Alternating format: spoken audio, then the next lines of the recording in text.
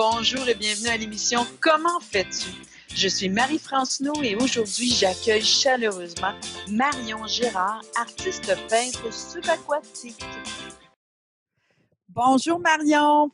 Bonjour Marie. Bienvenue à l'émission Comment fais-tu? Écoute, aujourd'hui, je m'entretiens avec toi, puis ça faisait un bon bout de temps que je voulais te parler. Hein? On aime ça, toi et moi, discuter.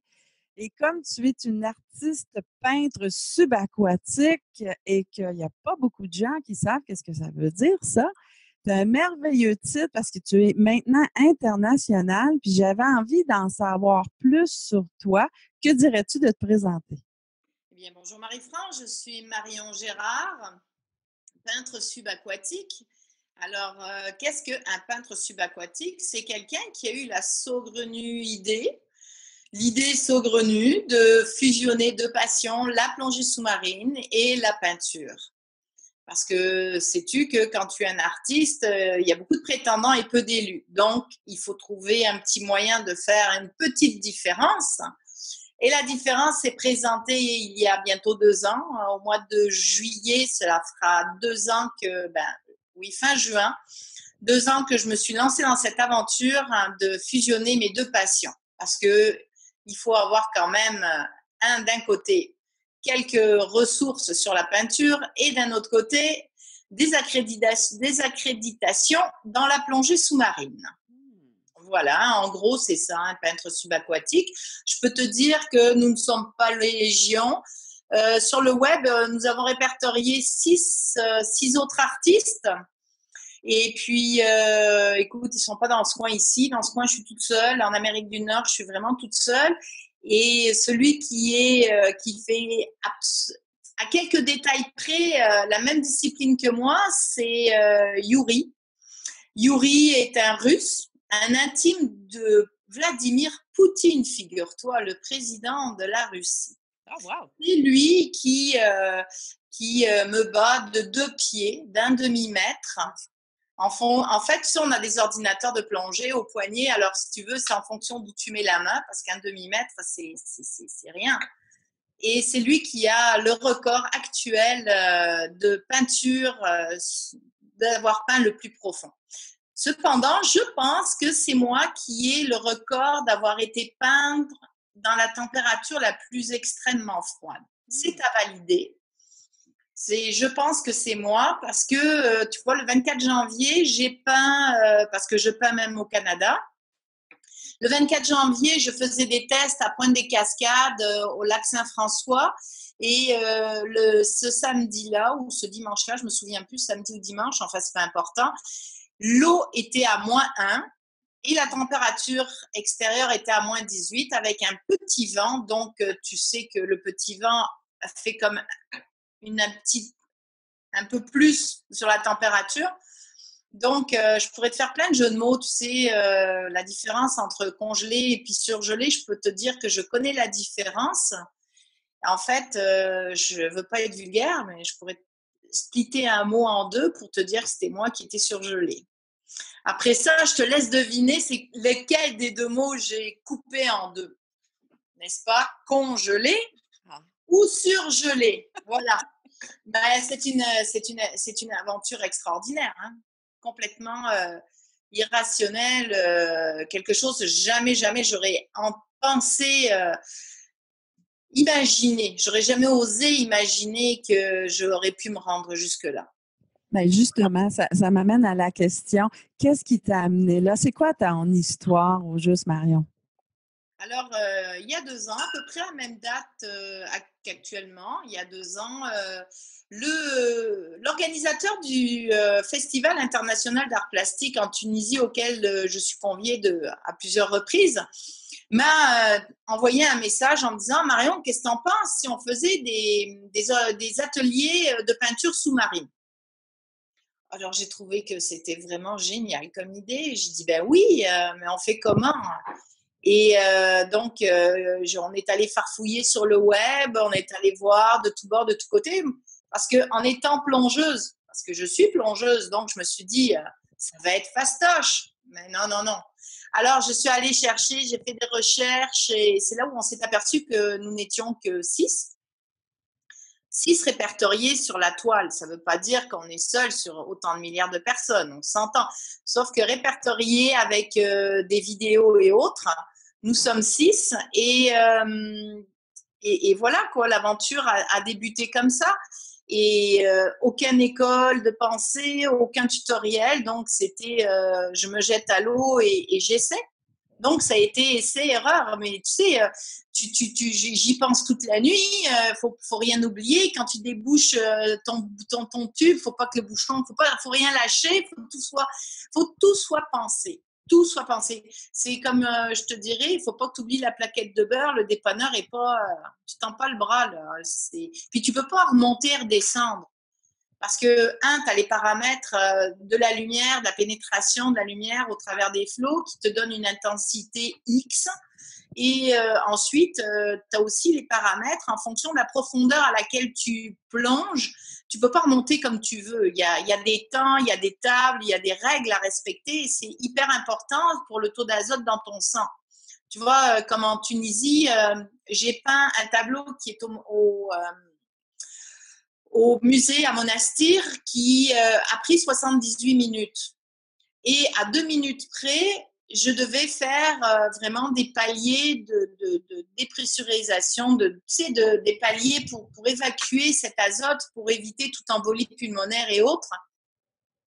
Donc, c'est technique. Et à 2 minutes près, on était 5. Et puis, comme on était en hypothermie, on était content de remonter aussi rapidement, surtout qu'en Afrique du Nord, quand le soleil se couche, c'est en une fraction de seconde, il fait nuit. Tu sais, c'est pas comme ici où tu as le temps de regarder. Non, là-bas, quand le jour descend, ben, tu te retournes, il fait nuit. Puis le temps de sortir de l'eau, écoute, on monte dans le bateau, la lune était là, les étoiles étaient dans le firmament. C'était magique. C'était vraiment magique, une aventure incroyable. Donc, ça a débuté comme ça, avec essai-erreur. Et puis, j'ai été divinement guidée, parce que à la 2e plongée, j'avais le mode d'emploi. C'est quand même le mode d'emploi. Le mode d'emploi et que tu n'auras pas. Ah, on verra. On a plusieurs minutes à passer ensemble. Oui, je comprends tout à fait. Cependant, tu n'auras pas mon mode d'emploi. Écoute, j'ai travaillé fort pour rechercher. Je peux te dire que il faut être qualifié de tout bord, de tout côté. Tu peux pas déclarer OK, je descends, je plonge et je peins. C'est pas vrai, ça marche pas comme ça. Justement, c'est quel genre de qualification ça prend, Marion? Ben déjà, tu dois savoir peindre. Parce qu'il faut comprendre que quand tu es sous l'eau, il y a un spectre incroyable de paramètres qui rentrent en ligne de compte. Déjà, le spectre de la couleur. À partir de 15 pieds, toutes les couleurs chaudes disparaissent au fur et à mesure. Donc déjà, la perception de la couleur avec laquelle tu vas jouer n'est plus. Deuxième paramètre, c'est que ton œil, ton cerveau voit 25% plus gros. Donc, quand tu es au fond, tu n'as pas vraiment le temps de penser à tout ça. Troisième chose, c'est que tu as une distorsion de ce que tu vois. Si tu veux, c'est comme des fois, j'ai peint des tableaux très grands. Quand je te dis très grand, c'est comme un 48 pouces de large. C'est quand même très conséquent. Et c'est comme si tu étais devant un écran d'IMAX. C'est concave, tu te poses vraiment la question comment tu vas arriver à dealer avec l'installation du pigment sur le canevas, parce que tu te poses vraiment la question et tu n'as pas le temps de te poser de questions en fait. Parce que tout ça, c'est chronométré, tout ça, c'est minuté. Tu as des temps à respecter et c'est important.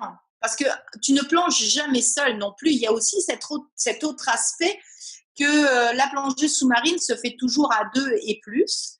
Donc, moi, dans mon équipe, actuellement, nous sommes 3 pour transporter le matériel, pour filmer, parce que tout est filmé, tout est répertorié à partir du moment où on part, la préparation du matériel. Si tu veux, quand tu regardes ça très crûment, il y a quelques heures de préparation avant même d'aller dans l'eau.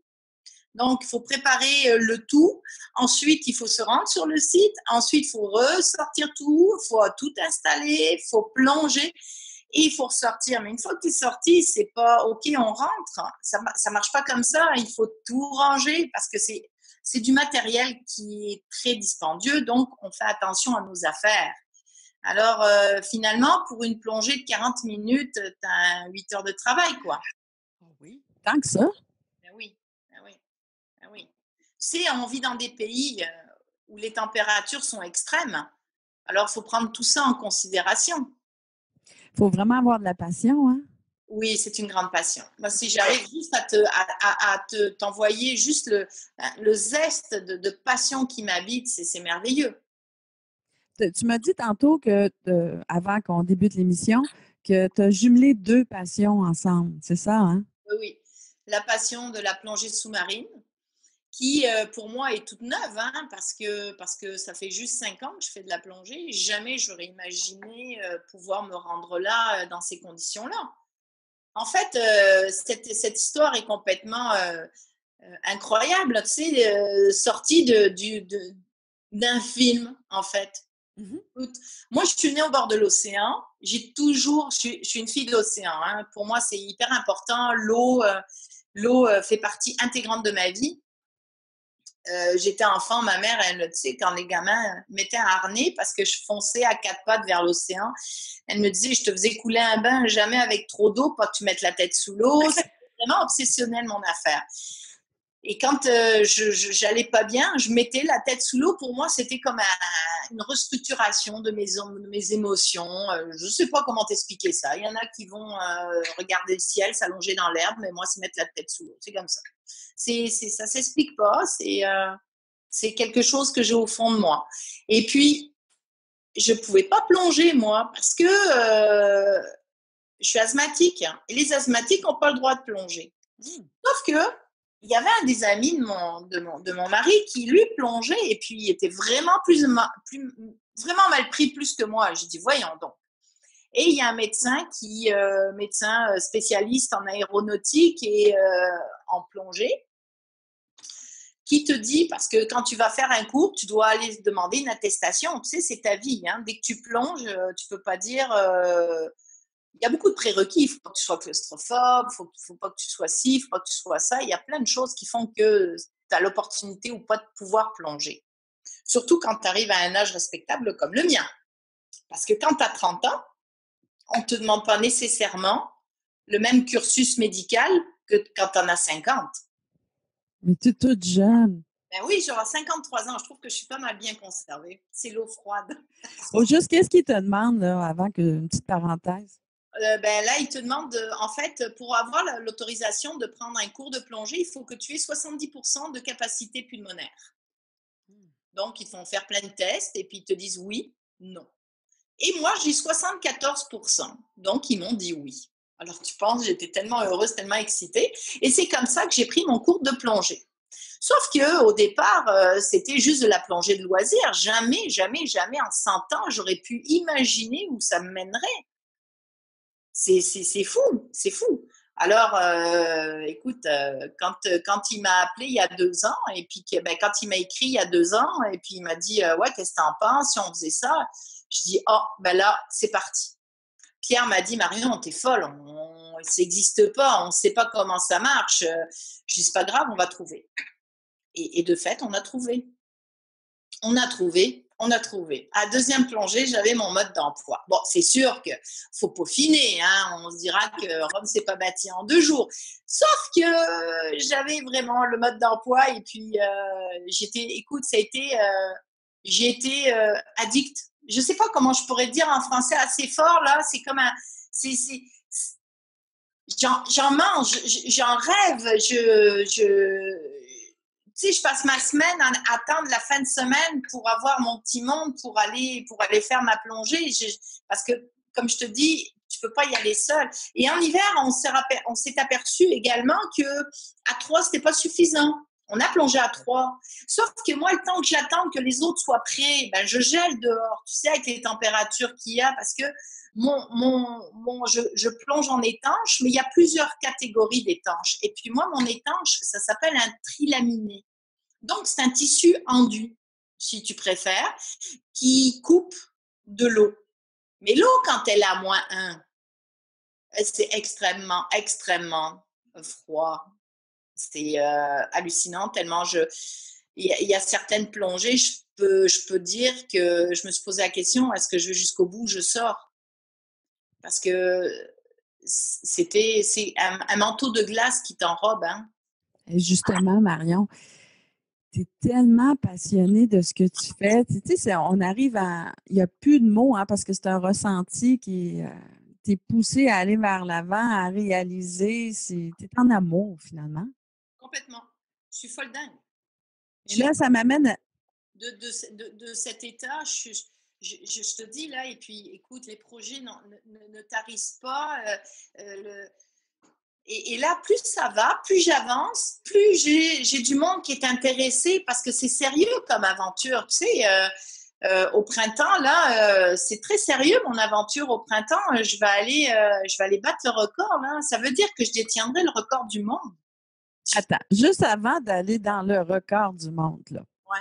Il y a des petites étapes, là, parce que tu as dit qu'à la deuxième plongée, tu avais eu le mode d'emploi.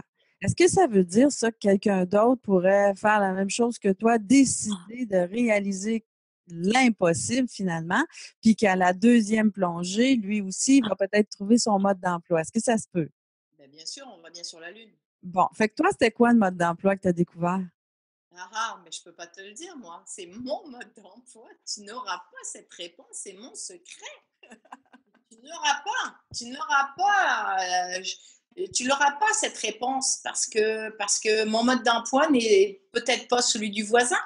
Et voilà. J'ai vu autour de moi sur YouTube et autres, on n'a pas les mêmes techniques, on n'a pas les mêmes outils et on n'a pas les mêmes matériaux. Donc, mon mode d'emploi à moi fonctionne. Comme on dit en France, ça marche, ça roule. Ça, c'est au Québec qu'on dit ça. Non, ça fonctionne. Hein. Ici, chez nous, on dit ça roule. Ça marche. Mon mode d'emploi ma routine est bien ancrée. Tu sais, en 2 ans, quand même, j'ai fait une 60aine de plongées de pratique. C'est énorme, hein, juste en peinture. Ça veut dire qu'à chaque fois que j'ai peint, j'ai essayé de sortir quelque chose des eaux. Hein, et puis, c'est beaucoup de travail. C'est beaucoup de travail. Et puis, c'est pas à chaque fois une réussite. C'est pas à chaque fois. Tu sais, il y a plein d'impondérables. Si moindrement tu as mal aux oreilles, si moindrement tu as un petit quelque chose physiquement, si moindrement la température ne s'y prête pas, si la lumière est pas là, s'il y a du courant, si le fond est avec trop de sédimentation, si il y a un paquet de choses qui rentrent en ligne de compte. C'est pas, ça arrive pas comme ça en criant ciseaux. Il y a beaucoup, beaucoup de travail derrière ça. C'est sûr que quand tu vois une vidéo, tu te dis ah, c'est fastoche. Ben oui. Regarde, moi je vois des gens là, des champions olympiques. Je vois Michael Kingsbury, là, champion de notre petit village à côté de chez nous, de Montagne-Saint-Eustache. Écoute, le voir descendre une piste de ski, sauter de tout bord, de tous côtés, pourquoi pas? N'importe qui peut faire ça.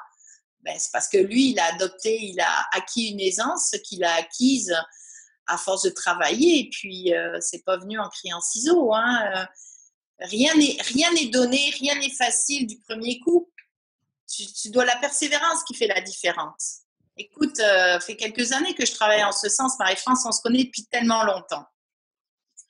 Ah oui, c'est beau de te voir évoluer, là, puis de vivre enfin ce rêve. En fait, c'est de passer de l'abstrait au concret. Oui. Et c'est ça qui est beau dans l'évolution, c'est que tu as pris une décision à un moment donné dans ta vie, puis tu es allé de l'avant avec, donc le concret arrive. Puis là, maintenant, tu t'apprêtes même à vivre un record. Ouais. Puis là, je peux te laisser en parler de ton fameux record. Bien, en fait, mon russe Yuri est à 84 pieds. Moi, je suis à 82 pieds. Donc, nous avons 2 pieds de différence. Et au printemps, on va s'arranger, mais ça va être médiatisé. Va y avoir l'almanach du plongeur qui va être convoqué. Avant tout ça, pour battre ce record, je dois te dire qu'il va y avoir des plongées d'exploration parce que quand tu fais ça, tu dois être un explorateur au départ. Quand je te parle de soixantaine de plongées là-dessus, tu dois aller explorer les fonds avant de. Tu dois aller explorer ce que tu vas peindre, le potentiel qui s'offre à toi, le temps que ça te prend pour te rendre, le temps que ça te prend pour revenir. Rien n'est laissé au hasard. Tout est vraiment calculé. Parce que là, le record, écoute, quand il va être fait, tu vas être au courant, ça devrait se faire au printemps et ça devrait pas. Ça va se faire au printemps et tu sais que plus tu descends dans les lacs, il y a ce qu'on appelle des thermoclines, c'est-à-dire que la température, tu as des couches de frima et tu peux te dropper de, je sais pas moi, 32, 20 degrés avec cette couche de frima en passant au travers parce que quand il y a du courant, tu n'as pas de thermocline. Quand il n'y a pas de courant, plus l'eau est claire, plus l'eau est froide. En fait. Parce que c'est ça. Dans cette eau froide-là, Marion, oui. Tu vas faire de la peinture. Oui. Mais là, j'ai pas un -1. Là, je me suis fait venir des gants, figure-toi, chauffants. Parce que ce sont vraiment les mains le pire. Alors, je vais aller les essayer. La semaine prochaine, je vais essayer ces gants, voir comment je me comporte sous mon dry avec mes gants chauffants en espérant que ça soit winner comme aventure. Parce que, écoute, c'est des coups… j'ose même pas te dire combien j'ai investi dans la plongée en matériel et en excursion, en repérage, en caméra. C'est vraiment… Tu sais, au départ, il y a beaucoup de vouloir de toi. Après ça va être plus facile d'aller chercher des gens. Tu sais, je me vois comme un pilote de course avec ma combinaison noire, taguée. Tu sais, quand tu fais de la pub, tout le monde a des budgets discrétionnaires pour mettre de la publicité. Quand tu fais de la pub sur les pages jaunes, par exemple, puisqu'on vit au Québec, ou que ce soit n'importe où dans le monde, de toute façon, page jaune, page blanche, tout le monde comprend ça. Ben, tu as un budget, par exemple, de $300, mais tu en as pour un mois. Tandis que ce que je vais offrir, ce que j'offre, c'est de la publicité qui va être cousue sur ma combinaison. Donc, c'est visionné par des milliers de personnes, j'espère des millions bientôt, et tu es dans le générique et il y a des liens sur mon site et voilà quoi. Donc, c'est gagnant-gagnant. J'adore les solutions gagnantes-gagnantes. C'est vraiment, ça me fait triper ça. Tu sais, personne de frustré, tout le monde à l'aise, tout le monde heureux de dire hey, moi j'ai un partenariat, c'est winner mon affaire. Que ce soit d'un côté comme de l'autre. Et là, tout ce beau monde-là qui va être sur ta combinaison va faire partie justement de ton nouveau défi de battre ce record. Ouais, ben ça, c'est un détail, parce que j'ai bien plus gros derrière. Ben oui, c'est là, je m'en vais avec. C'est un détail, ça va se faire. Je te dis, au printemps, là, ça va se faire. Et c'est officiel, ça se fait. Il n'y a aucune raison, à moins qu'il m'arrive quelque chose, une bad luck, que je meure ou que je puisse plus plonger. Sinon, c'est certain que ça se fait là, au printemps. Bientôt, là. Donc, il n'y a rien qui peut t'empêcher de battre le record, c'est ce que j'entends? Ah, tout à fait. Puis les impôts d'érable de la vie là, que tu parlais tantôt, ben, j'imagine qu'il y en a aussi parce qu'on n'a pas encore discuté de le type de peinture que ça prend sous l'eau. Parce que moi, il y a des gens qui me disaient, ben voyons, je comprends pas, sa peinture arrive à rester sur la toile. Il me semble que ça devrait partir dans l'eau, ça devrait, tu sais. Mais c'est la technique. Il n'y en a pas de secret. Écoute, ça fait 20 ans que je travaille là-dessus. Ça fait 20 ans que je travaille avec ça. C'est sûr que, écoute, je suis un artiste peintre professionnel international avant tout. Ensuite, je suis une plongeuse. Donc, tu additionnes les deux et puis voilà quoi. Et la femme dans tout ça? Oui, qu'est-ce qu'elle a? Ben oui, la femme, parle-nous de toi en tant que femme, là. Comment ça se passe dans l'environnement quand on décide de réaliser quelque chose d'aussi grand, puis de vivre avec toi et ton travail aussi de la vie de tous les jours? Comment ça se passe? Ben écoute, il se passe rien, hein. Je suis femme, j'ai une maison, j'ai un chien, j'ai des enfants, je fais comme tout le monde, hein, je concilie le tout. Bon, ben, c'est sûr que j'ai pas du temps à n'en plus finir, comme d'autres personnes peut-être. C'est sûr que tout ce que j'ai investi, tout ce qui est financier, je l'investis dans mon projet. Donc, c'est officiel que les petits nananes d'à côté, j'ai pas ça, c'est pas grave. J'ai plus encore. Est-ce qu'il y a des choses que les gens pourraient savoir que tu dois justement faire des choix dans la vie par rapport à d'autres parce que tu as décidé de battre un record? Ben oui, je fais des choix là. Tu vois, là, je suis suivie, je fais attention, je suis suivie par des professionnels de la santé en médecine douce qui m'aident parce que j'ai rien contre la médecine allopathique, on s'entend. Quand tu en as besoin, tu en as besoin. Sauf que moi, je pense que prévenir, ça fait la différence. Et donc, je suis suivie, tu vois, la semaine dimanche, j'ai pris une marche avec mon chien et puis mon mari. Puis, fouille-moi comment j'ai fait mon compte, je ne sais pas. Je me suis tordu le pied. Enfin, bref, j'avais les os qui n'étaient pas à la bonne place. J'ai appelé mon ami Charles, ostéopathe, et je dis Charles, au secours, je peux plus marcher. Et je suis allée le voir. Il a travaillé pendant 1h30, 2 heures sur mon pied et je n'ai plus rien, quoi. C'est tout repassé à la bonne place. Donc, c'est ces gens-là qui font que ça fait la différence, quoi. Ces gens qui croient en moi et qui sont prêts à m'aider et puis à aller plus loin, tu vois. Ah oui, tout à fait. D'avoir un bon environnement du soutien, hein? Exact. Et puis, je mange pas n'importe quoi, je bois pas d'alcool, je fume pas, j'ai une vie saine. Écoute, je fais de mon mieux pour mettre toutes les chances de mon côté pour aller de l'avant, tu vois, pour tout ça, tout ça. Je fais attention à ce que je mange parce que j'ai pris du poids et puis plus tu prends du poids, plus c'est compliqué de plonger. Écoute, tu dois être en forme, hein.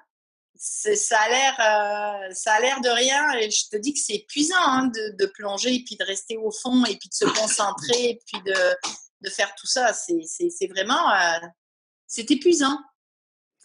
Ça a l'air insignifiant quand tu sais pas, quand tu le vis.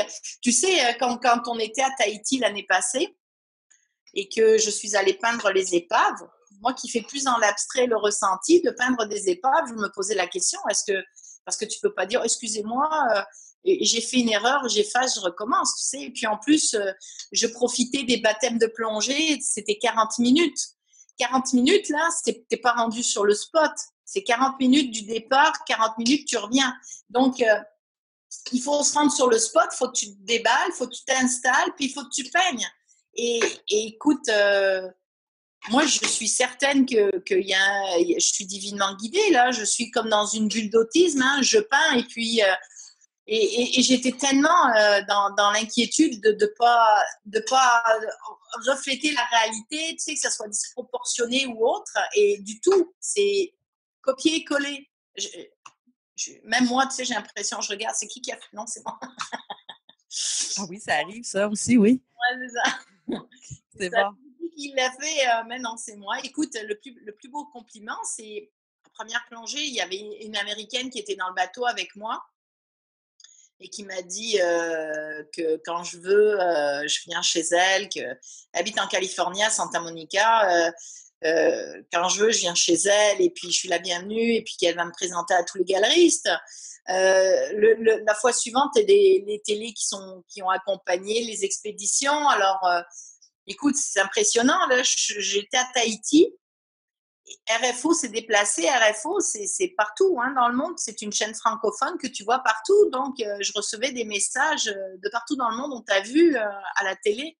C'était vraiment incroyable. Tu sais, le conte de fées qui devient réalité. Oui.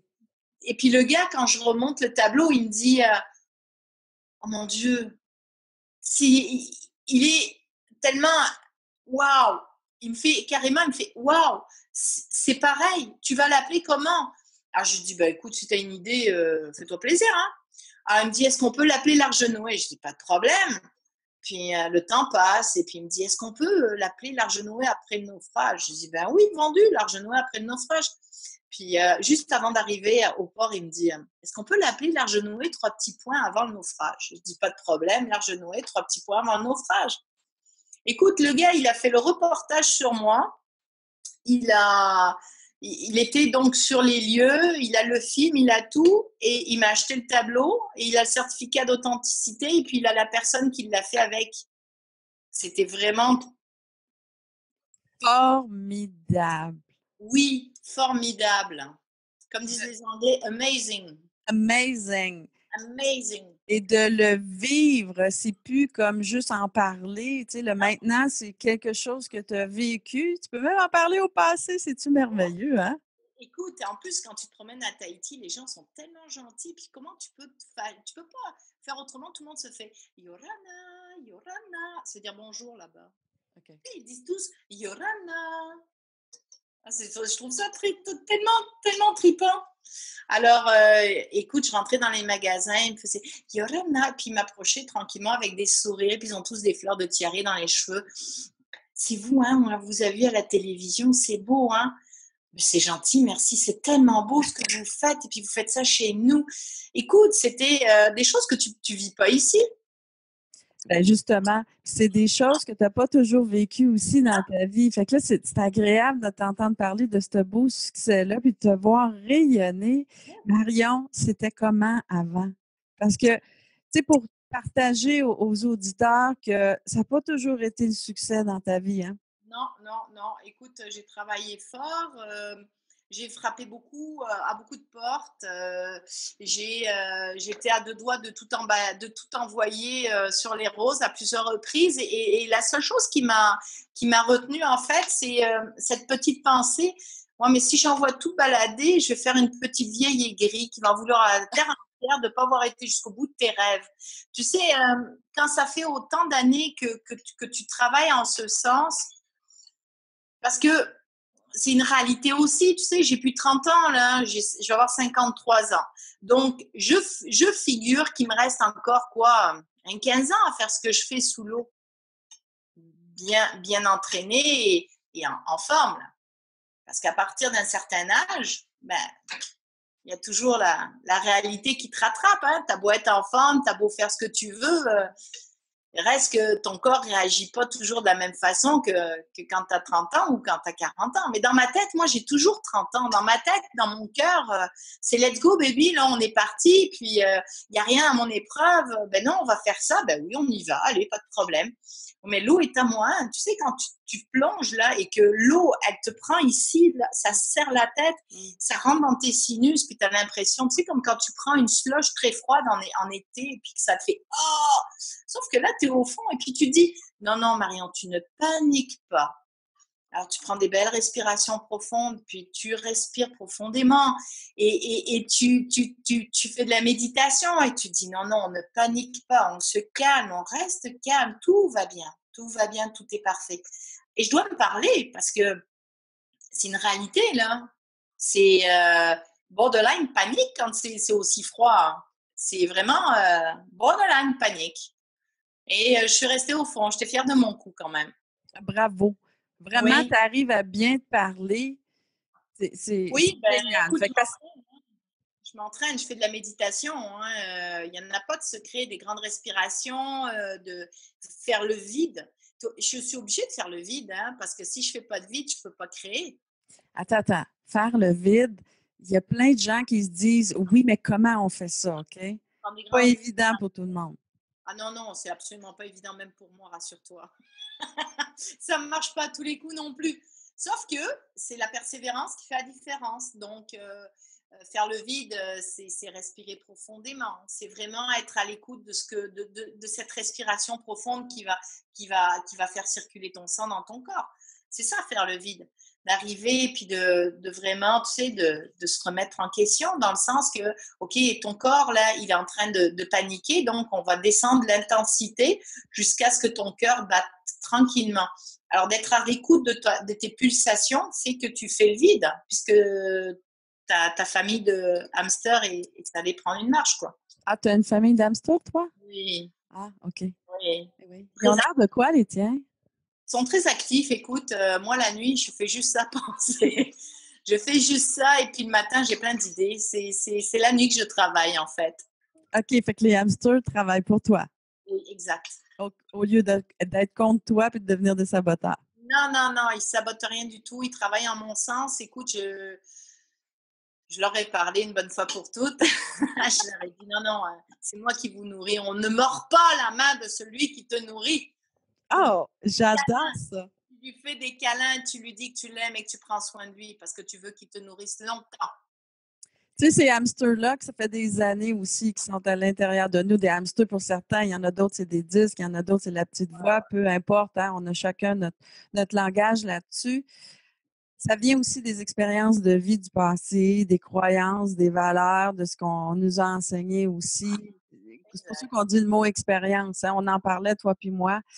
Dis-moi, y a-t-il une expérience ou deux dans ta vie qui t'ont justement permis de vivre ce que tu vis en ce moment? Tout à fait. Écoute, moi, si je suis là aujourd'hui, c'est par rapport à tout ce que j'ai vécu, hein. Écoute, je pourrais pas, je pourrais pas tout déballer comme ça. Ça prend, écoute, c'est une vie, là. J'ai pas 20 ans, comme je te disais, et j'ai eu des crashs morales, émotifs au décès de mes deux parents, qui m'ont amené pas toujours à prendre de très bonnes décisions. Et ces décisions, en fait, elles étaient retournées contre moi tellement je trouvais ça difficile, hein. Quand tu perds ton pilier, tu as 20 ans, là, c'est inacceptable. Donc, j'ai eu des expériences qui ont été à la fois fantastiques et pathétiques, hein. J'ai passé une belle année à vivre dans la rue. Il y a déjà alors j'ai 53, j'en ai 24, tu vois, ça fait 30 ans. Donc cette année-là a été bouleversante dans mon cheminement, que ce soit positif et négatif. Et il y avait toujours, tu sais, il y avait une vieille Espagnole qui m'avait dit au décès de mon père, ma chérie, Micolason, un jour te sera rendu au centuple en bonheur tous tes malheurs. Et c'est cette petite lumière-là qui a fait que j'ai jamais baissé les bras.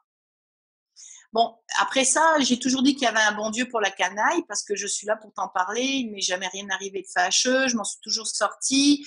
Des situations plus rocambolesques les unes que les autres, des côtés pathétiques, des côtés tristes, des côtés drôles. Et puis après ça, l'opportunité de changer de pays, donc changer le mal de place et puis d'arriver ici et de concrétiser ce que j'avais toujours voulu faire, hein, d'être une artiste. Et donc, je suis ici depuis 26 ans aujourd'hui, bientôt, là, le 18 juin. Je vais faire 26 ans que je suis arrivée au Québec. Et j'ai choisi, en fait, la première partie de ma vie était je réussis ma vie, je réussis dans la vie et j'ai floppé ma vie. Ça veut dire quoi? Ça veut dire que j'ai tous les moyens, j'ai tout ce qu'il me faut, sauf que j'ai un vide mortel à l'intérieur. Et après ça, écoute, il y a à peu près, je te dirais, un peu plus de 15 ans, j'ai décidé de réussir ma vie pour réussir dans la vie. Et là, l'art a pris une place prépondérante, quoi. J'ai foncé. Au début, si tu m'avais vu montrer ce que je faisais, j'avais l'impression que le sol s'ouvrait, que j'étais happée par le sol. Je vivais beaucoup d'angoisse, de mauvaise estime de moi-même, parce que, tu sais, quand j'étais enfant, moi, le milieu d'où je viens, on me disait, ah, tu peux pas être un artiste, tu vas crever de faim, blablabla. Bla, bla, bla, bla. Et moi, je voulais faire les beaux-arts. Non, tu peux pas aller faire les beaux-arts, ça n'a pas de sens, faut aller faire des études. Alors, je suis allée faire les études, je m'en suis jamais servie. Et finalement, je suis allée faire les beaux-arts il y a presque 15 ans. En fait, je suis allée faire ça et puis et voilà, parce qu'au départ, je suis autodidacte et puis j'ai développé et après, je suis allée chercher l'expertise de professionnels qui m'ont aidé à aller plus loin. Et un jour, j'ai rencontré un artiste qui s'appelait Tom Hopkins. C'était en 2005. Et Tom Hopkins était un artiste, parce il est décédé, qui a changé ma vie. Il m'a dit, OK Marion, on sait que tu sais peindre, c'est indéniable, tu sais peindre. En plus, cette année-là, j'avais gagné des concours. On le sait. Je faisais de la peinture plus impressionniste, si tu veux. On sait que tu sais peindre, pas de problème. Maintenant, qui es-tu?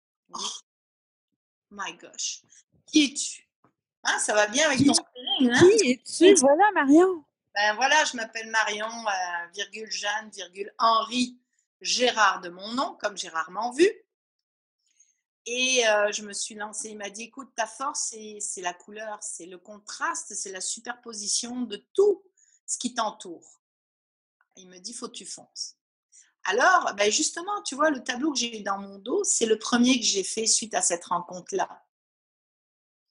Et l'aventure est partie là.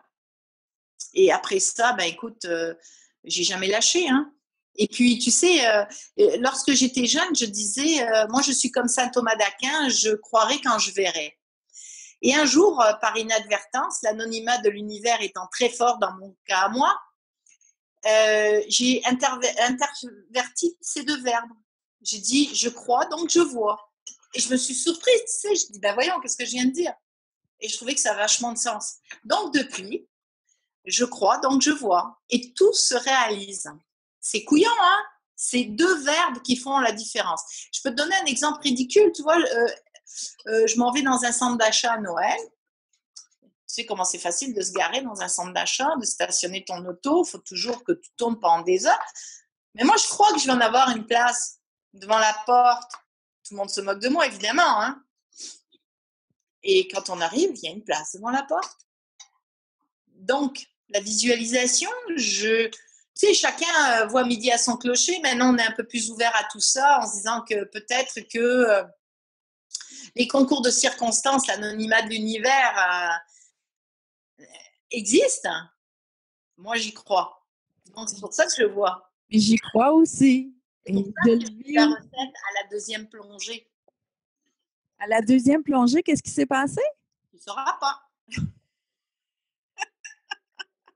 J'ai eu ma recette.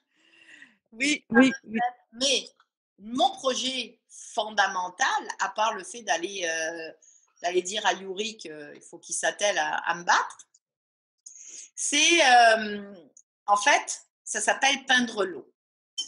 Alors, Peindre l'eau est un projet qui est en route depuis le mois de septembre. Alors, c'est certain, ça ne se fait pas en criant en ciseaux, encore une fois, c'est échelonné sur plusieurs années. Et c'est peindre toutes les beautés océaniques qui nous entourent partout dans le monde pour montrer à nos enfants, nos petits-enfants en l'occurrence, parce que nos enfants maintenant ils sont grands, les petits-enfants, qu'est-ce qui se passe en dessous là? On va sur la Lune, mais on n'a jamais été au fond des océans. On n'a pas été encore. On n'a pas la chance. Tu sais, un cachalot, ça plonge à plus d'un kilomètre de profondeur. Tu sais, un homme, là, ne peut pas faire ce qu'il fait avec la pressurisation. Donc, il y a beaucoup de choses qui rentrent en ligne de compte. On ne sait pas ce qu'il y a au fond. Sauf que ce qu'on voit actuellement sont les coraux, sont ce qui est au fond, ce qui traîne. Et la catastrophe de notre siècle, de notre civilisation, c'est tous ces dérivés de pétrole qu'on appelle plastique et qui empoisonnent la planète. Donc, tous ces animaux qui sont pris au piège, tous ces coraux qui étouffent sous le plastique, tout ça qui est en train de tuer toute la végétation par un manque d'oxygénation d'ailleurs, puisque le plastique, ça fait des microparticules. Les microparticules ne se dissolvent pas. Donc, le poisson, il ingère ces microparticules. Et alors, tu as des espèces d'usines bateaux qui passent et qui ratissent tout ça et qui nous font manger tous ces poissons-là.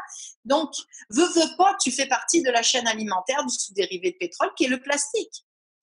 moi, il y a quelque chose à faire et je pense qu'on peut le faire individuellement comme collectivement.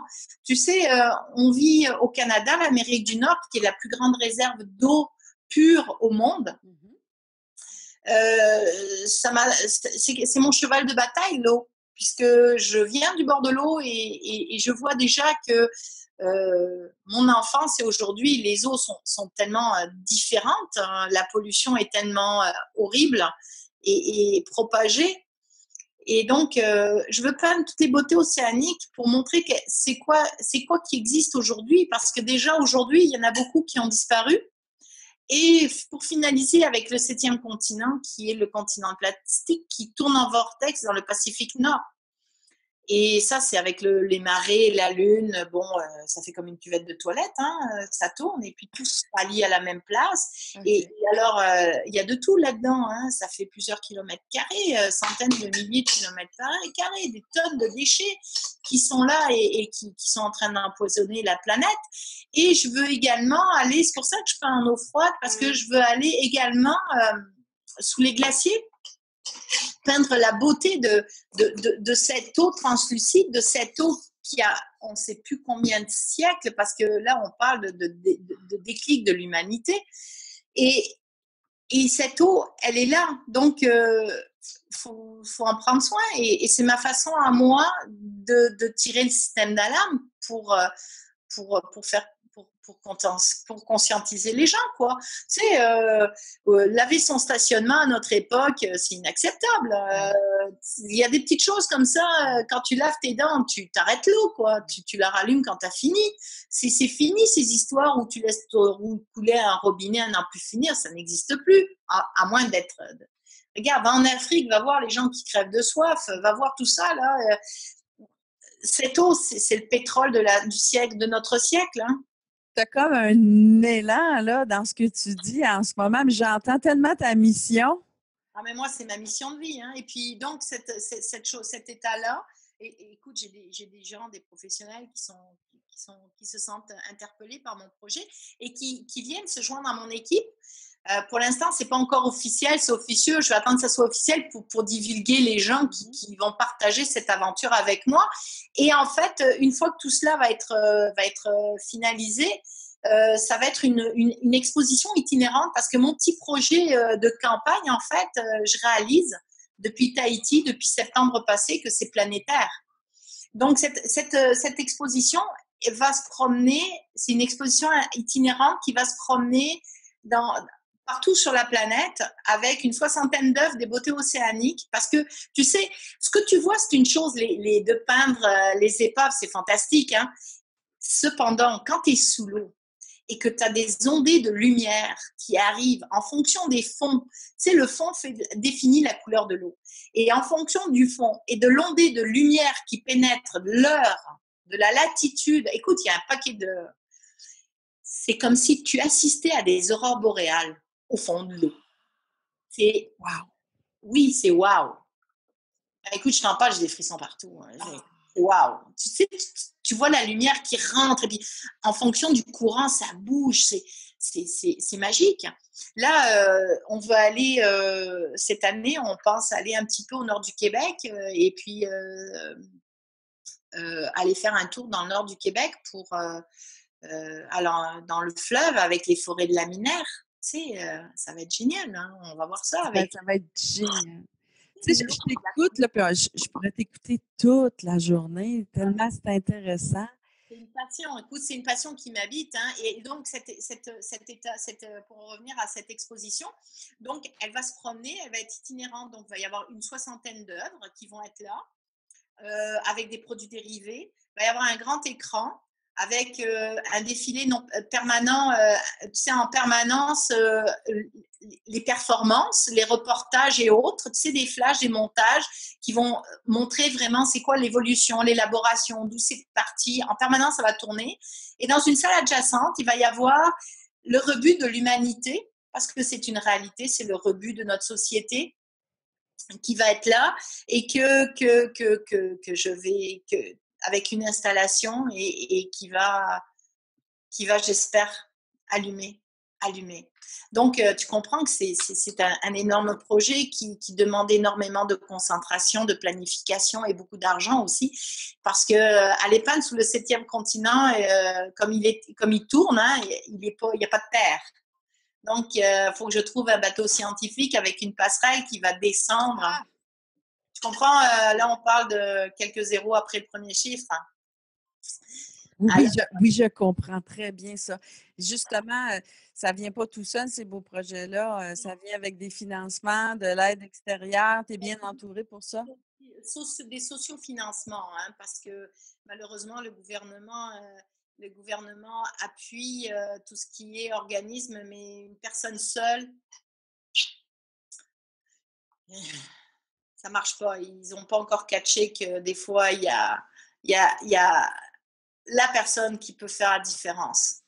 Ils ont pas, ça s'en vient. Je pense qu'avant la fin du projet, il va se passer quelque chose parce que ils vont réagir. Écoute, c'est l'avenir de nos enfants, de nos petits-enfants, c'est l'avenir de notre planète. Donc, tu sais, c'est bien gentil de mettre des mots et puis des reportages, sauf que si tu as la réalité qui te saute au nez avec un truc qui arrive avec l'apport du 7e art qui est le cinéma, parce que c'est filmé puis c'est monté par des professionnels, plus les peintures, plus les installations qui vont être, ben voilà, je pense que ça va faire un grand boom. Une chose est claire, tu es vraiment dans le mouvement, hein? Ah Ça, oui, c'est vraiment clair. Oh oui, oui. tout à fait. Ah oui, écoute, je suis dans le mouvement. Et puis là, je vais avoir un super article dans le journal En Profondeur, qui est un magazine de plongée.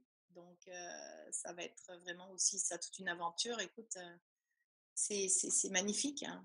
Il y a des gens qui croient en moi. Donc, j'ai espoir d'aller chercher plus encore.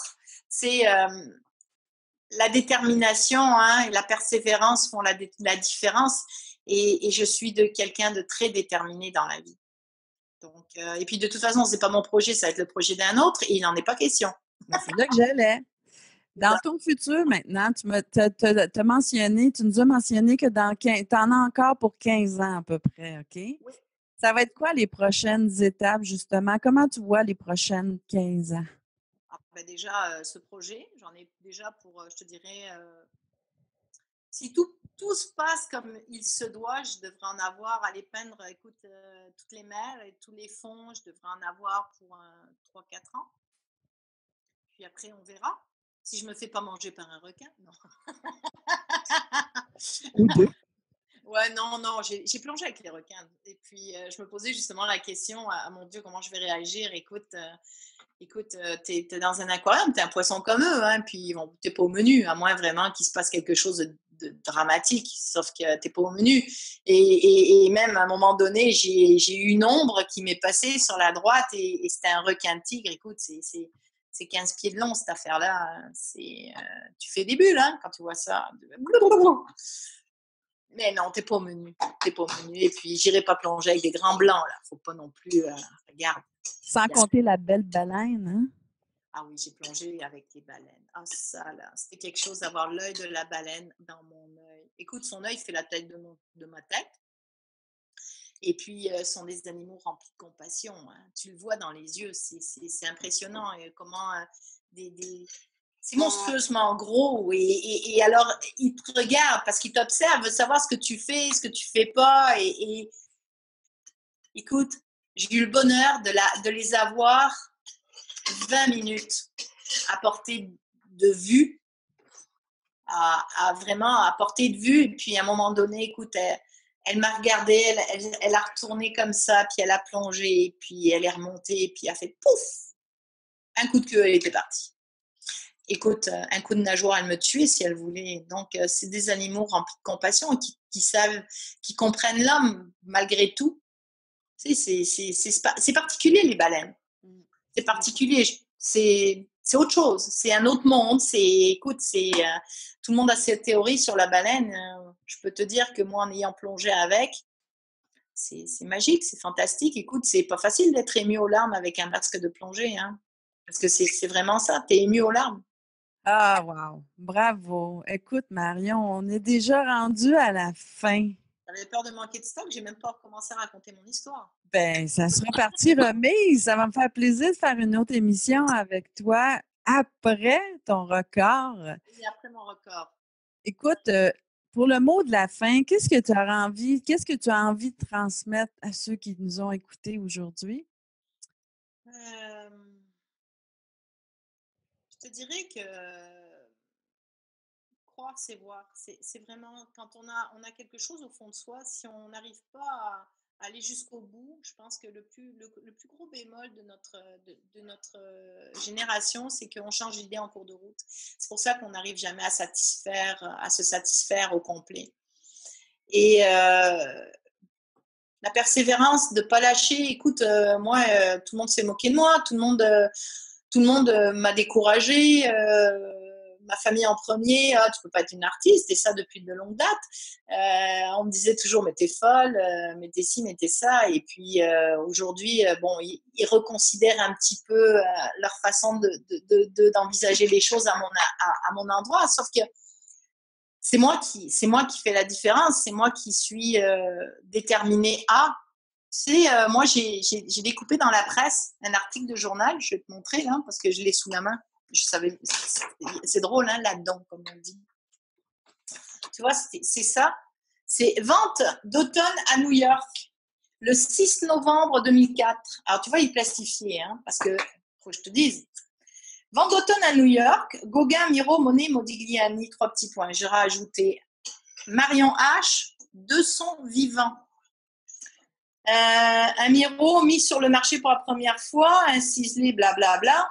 Un record jamais atteint, plus de 104 millions de dollars. Alors, j'ai découpé mon petit papier, tu vois, je l'ai plastifié, il est jaune, il est vieux, il est toujours d'actualité. Donc, croire, c'est voir. Je pense que tout le monde se moquait de moi. Hein. Ben, c'est pas grave. Moi, j'y crois. Marion, je crois en toi aussi. Je sais. C'est vraiment été un plaisir d'être avec toi aujourd'hui. Moi aussi, merci Marie. Je vais laisser les coordonnées à la fin de l'émission. Écoute, vraiment de tout cœur, je te dis à la prochaine, Marion. Écoute, ce que je peux dire, c'est suivez-moi, suivez la suite des événements sur mon site, sur ma page Facebook, mariongérard.com, Marion A. Gérard, artiste peintre. Et la suite, eh bien, c'est le record. Puis la suite, ça va se faire au fur et à mesure des implications des gens autour de moi pour aller plus loin. Hein, parce que tout seul, tu fais rien. Il faut que tu sois une équipe. Puis, je suis équipe. L'union, c'est la force. Merci, ma belle. Merci beaucoup, Merci. Merci d'avoir écouté l'émission Comment fais-tu? Aujourd'hui, Marion Gérard vous offre de communiquer avec elle à info-mariongérard.com ou encore de consulter son site internet mariongérard.com.